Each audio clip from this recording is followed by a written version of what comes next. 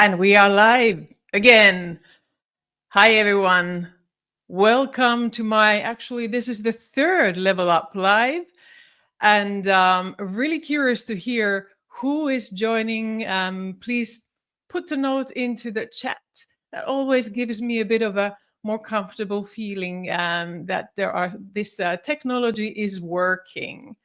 So if you can drop a note, so I know you are there and all is functioning well. Today we are going to talk about keeping your stuff together. You can name it how you want for Christmas and beyond. So how do we set healthy boundaries? That is the topic for today's Level Up Live.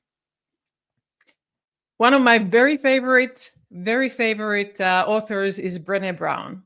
And Brené talks about boundary setting, saying, daring to set boundaries about having the courage to love ourselves, even when we risk disappointing others. Brené Brown.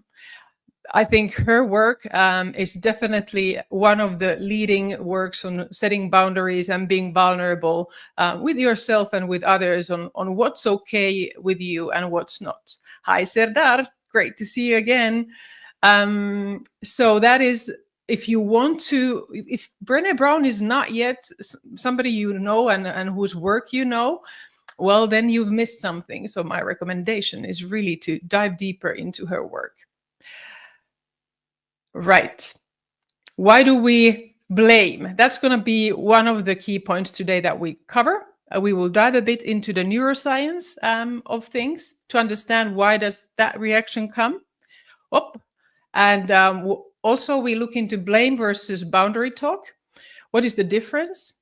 And then how to set boundaries. And at the end, I have a little Christmas gift for you. Basically, it's to look at how do we make sure that the jingle bells don't turn into jingle hell.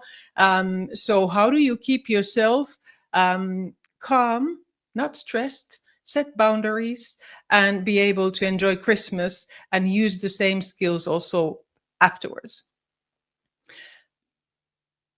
Just shortly, as new people are joining to watch, I'm Zora. Originally from Finland, living in Switzerland, 20 years in HR, of which 9 at Apple, a psychologist. I help companies to disrupt and develop cultures, but also the same with executives and help coach executives do the same for their own patterns and behaviors.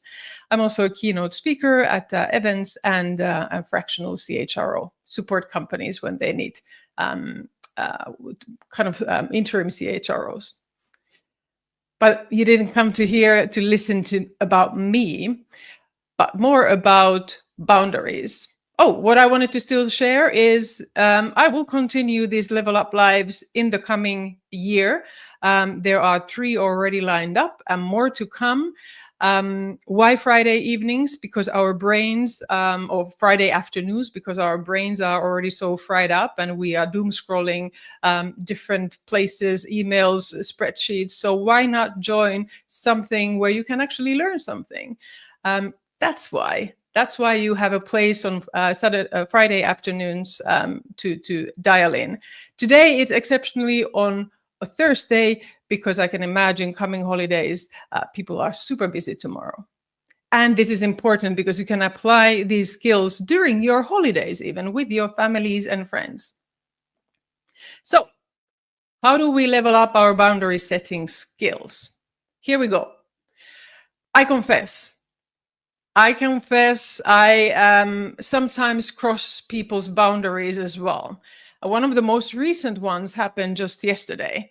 I have 2 teenagers, and as anybody who is a mom or father for teenagers know, you know what? These situations can trigger at times. Not the best version of ourselves, but maybe the less good one and less great one. Anyway, there I was having a bit of a heated discussion with my teenagers.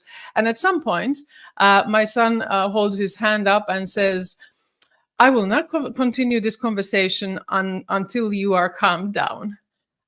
That made me kind of first, super proud of him, but second, realize he was showing me where his boundaries were. And I was also, it helped me to remind about what my boundaries are and respect his.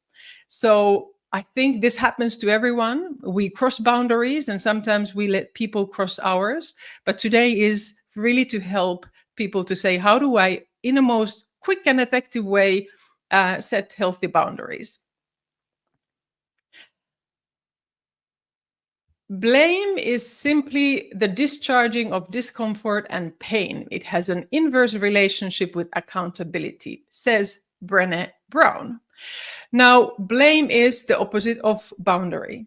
Blame happens in a different part of the brain than where boundaries are set. So let me share with you how and where is the home of blame.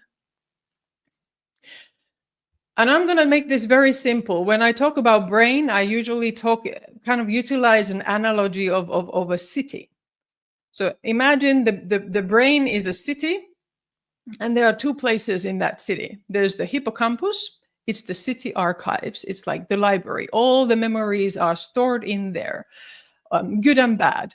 And then you have amygdala, which is the kind of like a central alarm system. It's really this almond-sized little nut there in the middle of our brain. And when that gets triggered, everything else stops because we move into a fight, flight, freeze mode. The hippocampus is also it's right next to our ears, and it's basically collecting all memories we are making. Now, when our boundaries get pushed, what often happens is the following, unless we kind of reroute it. Our amygdala gets triggered and sends a fight, flight, freeze. We might fight against it. And in some cases, especially if it's a work environment, we might find that it's hard to fight against. If, for example, just before holidays, somebody lands another task for you to do as a last minute because, well, they forgot to give it to you before. So what do? And often there's a potentially fear of rejection, fear of reaction. And we just say quickly, okay, well, I'll try to fit it in. But in our minds, we then resort into potentially blame others, which is so-called externalizing, or then blame self, which is internalizing. It's our mind's way to protect us. So our mind is just trying to serve us and say, you know what, if you don't want to handle what's going on, I'm just going to protect you and either blame others or blame yourself, which you probably have had a big, long habit doing. So what happens then next? An avalanche of memories and emotions and similar situations kind of like comes in and floods you. And you have different types of emotions come, anger, shame, sadness, whatever can come through it. And your hippocampus, which is the archive, is happy to record this in a place called successful moments of blame. Because that's what the brain is, rather lazy. The brain wants to go where the kind of the wiring is the highway is the widest. And if this kind of a blame approach, either self-blame or blaming others, has been a bit of a habit, the highway is very broad, and that's where the brain will navigate directly. So, and that's why the hippocampus, whenever you have an emotionally loaded experience, positive or negative, the hippocampus really makes sure that it puts it into the front row of that little archive, city archives. And so that next time, what happens?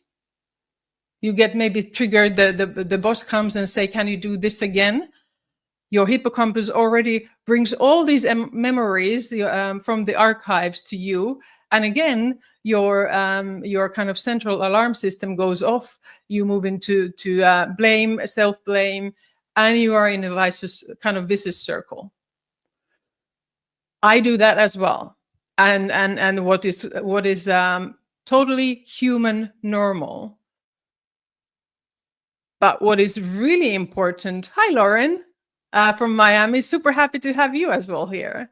But what is what can you do is to reword yourself, because amygdala is in our emotional part of the brain. There's a different part of the brain that has boundaries. By the way, if you have any question, please just write them there and I will try to respond to them. Boundaries live in a different place. So if amygdala lives there in the middle of our brain, in the emotional part of the brain, our boundaries live in our neocortex. It's called the city hall, the kind of like where all the decision making and thinking happens. And that is the kind of the frontal part of our brain. But that part of the brain is not able to function when the alarm is on. And this is very kind of like a caveman part of us. When the saber-toothed tiger was around the corner, yeah, you didn't think about, well, where am I going to find a new cave? You were planning to save yourself and whoever is around you. So our bodies are built in such a way that when the amygdala goes off, the kind of like the thinking brain stays a bit on standby and on hold. But that's where boundaries lie. Boundaries lie in the logical brain, that is thinking and reasoning and deciding. Any questions? Hello, Maria from Chicago, and Ankita from India. Wow, there starts to be a nice mix of people listening to this. Love it. Any questions? And if you have experienced this kind of a loop before, feel free to say, yeah, guilty, because I have. I've seen when I'm in the kind of a blame loop, but knowing what is happening in my brain helps me to then say, you know what? Okay, switch, and let's calm down the amygdala and go into the part of the brain that can think about the boundaries. Great. So that is why it's so easy to blame. Our brain may be helping us and wiring it. Thanks, Maria, for chiming in there and being as well guilty of that. But that's totally that is totally normal and human to do so. Also, Brené Brown has said, "I am a blamer." But knowing is, and then continuing to do it when you know there are other ways, that's where the kind of change by design happens. You can start to rewrite your reactions. Okay. And I think the gift, the way that I help you to set boundaries can really help with this one. Let's have a look at next one. So blame talk versus boundary talk. What's the difference? I've tried to simplify here kind of two extremes. So where the blame talk lacks accountability, my boss always gives me more work to me, not to others. The boundary talks stays accountable, says, you know what, I need to step back to focus on my priorities, right? And might be even discussing with the boss, you know what do I need to now stop doing or pause so that I can deliver this piece of work as well. The blame talk fears rejection or reaction, maybe. But if I say no to the a boss, then I might lose my job, or I will not get that promotion. Versus a boundary talk says, I see your point, but I need to prioritize what's manageable for me. So they set expectations clearly. And where blame talk is submerged in the emotions, I'm so angry at him or her. Boundary talk steers emotions. Boundary talk recognizes, somebody is pushing me. Just like I mentioned, my son definitely recognized that I was pushing his boundaries. And then before he raised his hand and said, you know what, not further than this. Here's my, I'm okay with having this conversation, but not okay when we are not calmed altogether. Any questions on the blame versus boundary talk? Feel free to drop in. And Lauren, yes, a work in progress, but that's we are all. And one key part of it is that you know it. And then you can actually leverage these kind of tools to kind of start nudging yourself. And when you notice, am I doing blame talk either inside my head or in a heated conversation with someone, you can then stop yourself and say, okay, hold on. I'm going to shift gears into a boundary talk. What do you think? What is the most easiest way to move from the emotional brain to the more thinking brain? What helps us as humans to kind of shift gears from blame to boundaries? Do you have an idea? If you do, put it in the chat. There are many ideas, so I'm curious to hear how you think you could help yourself to move away from that emotional kind of flooding into a more thinking. Yeah, Lauren, what you also say, once you know it, you see it all the time, and that's great. You can practice. You can practice changing it. One of the easiest ways to move from blame talk to boundary talk is breathing. And people think that breathing is for hippies. Luckily, not anymore, because this is a big business these days. But breathing is related to our brain as well, because it's the easiest, the simplest way to help calm down our nervous system, because there's a big nerve running through our brain to our lungs and heart called the vagus nerve. And breathing stimulates that and helps you to start to kind of cool down your emotional reaction and move away from that fight, flight, freeze. So neurologically proven stuff. It's not just the people who go into to meditate and breathe that they are doing something magical. It's neurobiological. Maria says, recognize that you are doing it and move on to thinking. Yes, it's one thing is the self-awareness, because blame can be either a subconscious one where you don't even recognize it, and then it's almost like a defense mechanism. Or it can be a conscious one, and you're like, oh crap, I did it again. And then it's called a kind of cognitive distortion or a mind trap. You are aware of it and you do it to protect your mind from the hurt. Then I hear give yourself micro challenges. Yes, that's really good idea in terms of how do you start moving from blame talk to boundary. Don't try to challenge yourself to do it over time. For example, during Christmas time, make a boundary of keeping yourself out of your emails, or limit the time. If it's impossible for you, limit at least the time. Micro challenges. I love that, Lauren. Ciabuela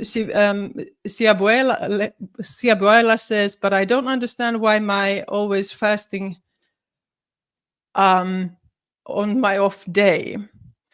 Can I ask you to rewrite that question for me so I can try to help answer that? I'm not sure I'm understanding your question there.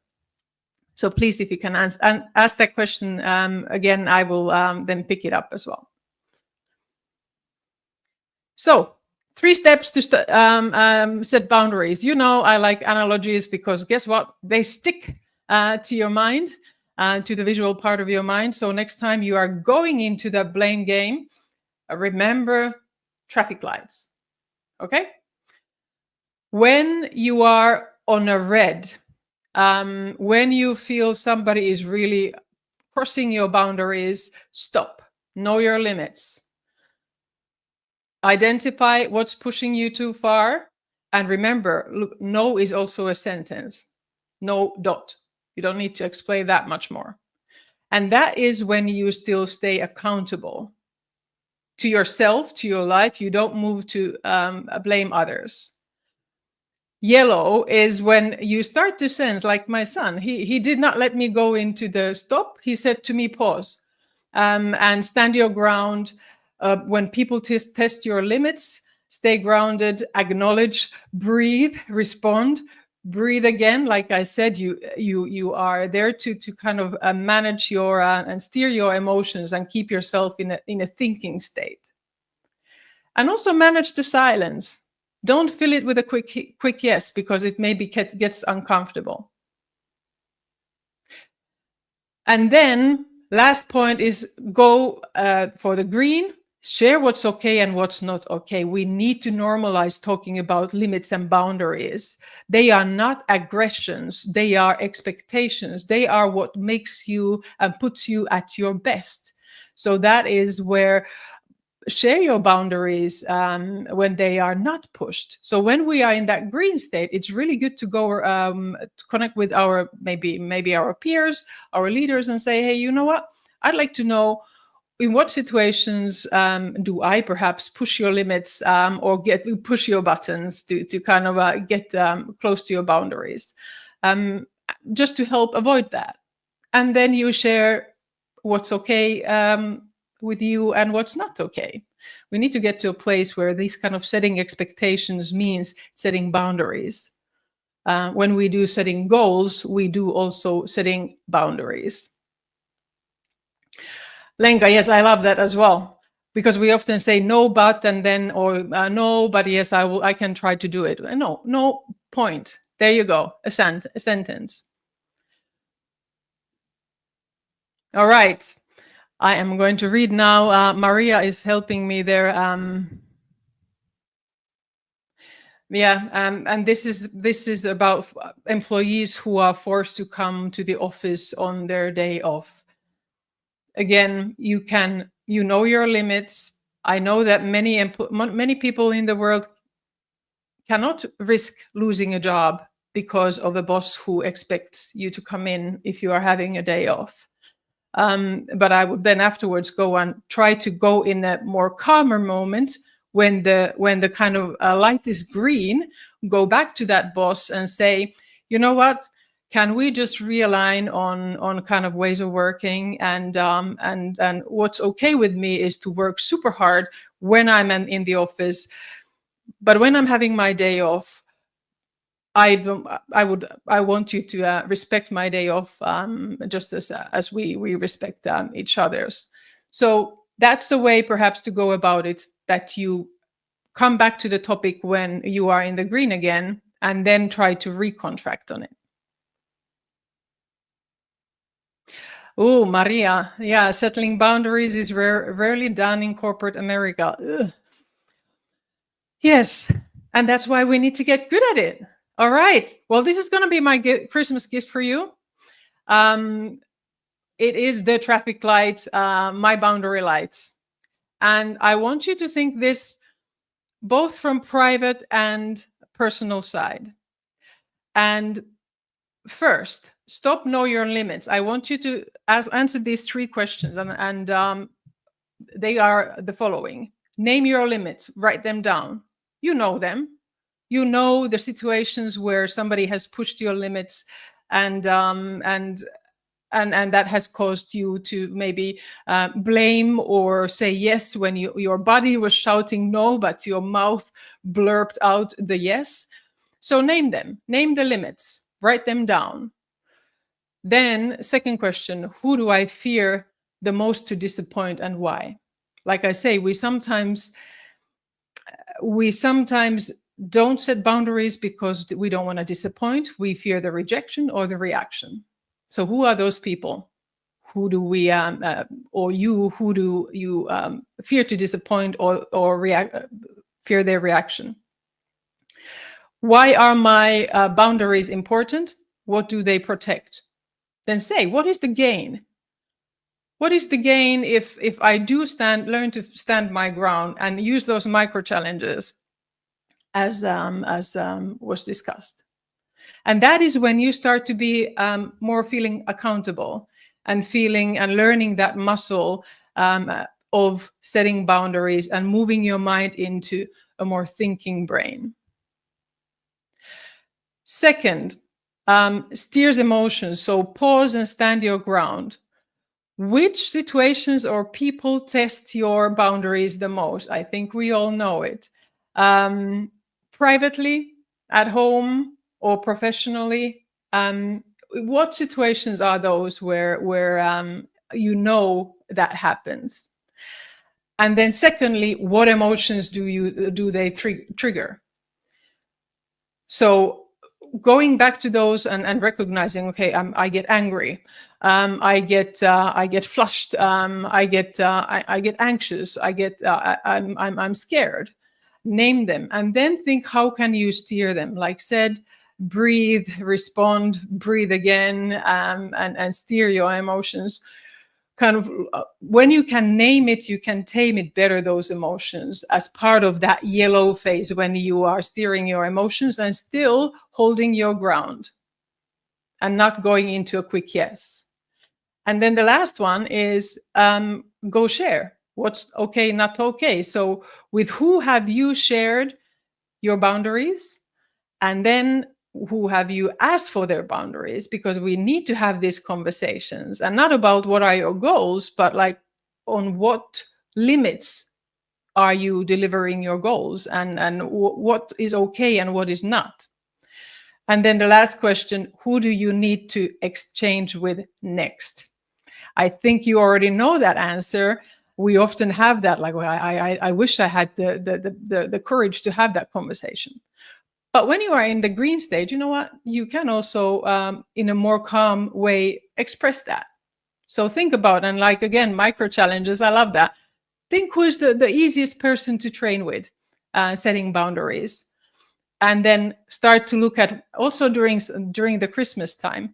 See when you are maybe with your kids or family or spouse, discuss what are the boundaries we want to make for this Christmas, so that it's going to be great Christmas for us all. And when you start to approach the boundaries and go to the yellow, how do we help to stay ground in those moments and pause and see what are the emotions that are triggered, and not to go into pushing each other's to the limits so that we just have to say no. You've crossed you are trying to cross my boundaries. Good. That is my Christmas gift. I am still trying to figure out a technological solution to get this to people. I'm getting a lot of DMs and emails. And currently, the only way is to just send me a DM, and I'm in a DM your email, so I can send it to you, the whole thing. But I'm creating a lounge where, kind of like a virtual lounge, where you can find them all, and you don't need to search through my LinkedIn post as well. There you go. Next time I'll be live on 3rd of January, and we talk about trust. Why do we not trust people sometimes, and sometimes we trust intuitively? And how can you level up your skills in trusting others and building trust? Good. Let me go through some questions. Ooh.